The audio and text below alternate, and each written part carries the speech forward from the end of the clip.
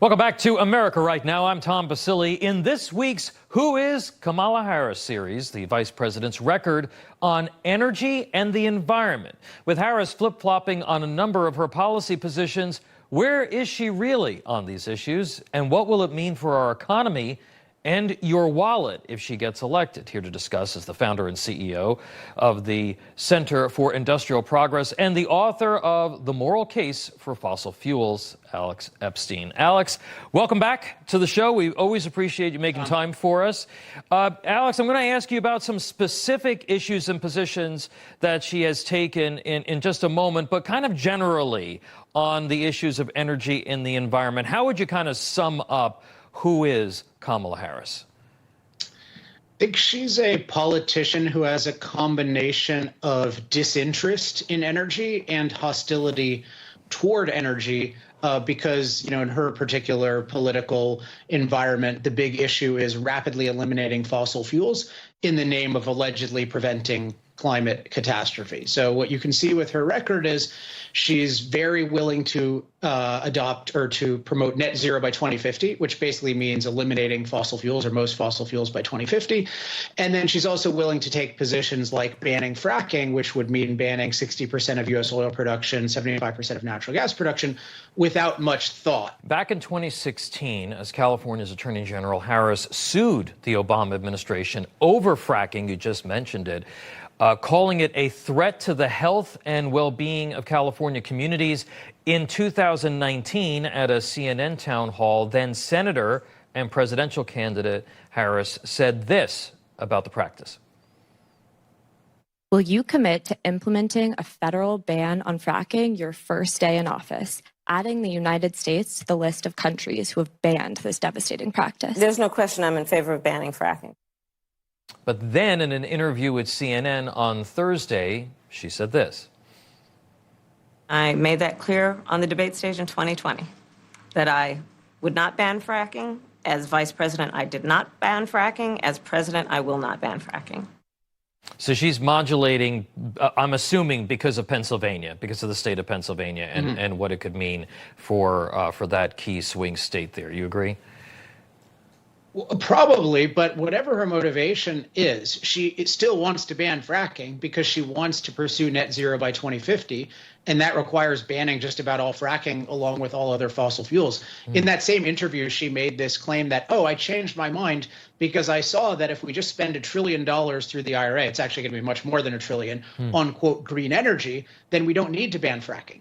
But this is simply not true. The IRA doesn't make that much of a difference in our CO2 emissions, and it certainly doesn't bring them down on a path to net zero by 2050. In 2019, Harris proposed something called a climate pollution fee, and she's also in favor of a carbon tax. Talk to us about those and how those would impact our economy and everyday life in America. So all of these are just means of forcing us to use less fossil fuel than we would otherwise use. So using fossil fuel, for example, for gasoline-powered cars or natural gas heating or coal and natural gas for electricity. So carbon tax is just one. You can just think of it as they're making fossil fuel energy more expensive and ultimately unaffordable or illegal in order to stop us from using it. So you have to see everything. When they say net zero, that means fossil fuels you cannot use. Either they're totally unaffordable or they're illegal. So if they say, we want lower gas prices, that's a lie. They don't want lower gas prices. They don't want you to use gas. So anytime they say we want to help you use fossil fuels, that's just political expediency. They want to prevent us from using fossil fuels. Another issue. Yes. 2019, Senator Harris was one of the 11 original Senate co-sponsors of the Green New Deal. Refresh our memory about what this could have cost and done to American consumers. So the Green New Deal in the past 5 years was the most overt just declaration that we're going to rapidly eliminate fossil fuels and, by the way, nuclear as well. It had this 100% renewable commitment, which excludes nuclear. It also often excludes large-scale hydro. So this was just the ultimate just destruction of energy as we know it by people who don't care about energy at all. and just care about, quote, climate. But even they don't really care about that, because the U.S. eliminating its emissions doesn't change the rest of the world, doesn't change the fact China's building 300 new coal plants. So it's really people who just want to jump on the latest political bandwagon and are literally willing to destroy the U.S. way of life.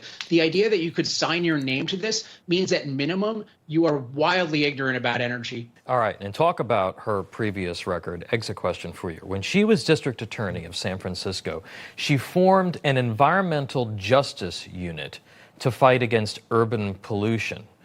Talk to me about environmental justice, because I think that this is another one of these buzzwords that ultimately means a lot more regulating of small businesses and also just individual activities of individuals and households. Sure. Yeah. So it is a buzzword. It's a misleading thing. What it's trading on is the fact that, all things being equal, you want lower levels of air pollution.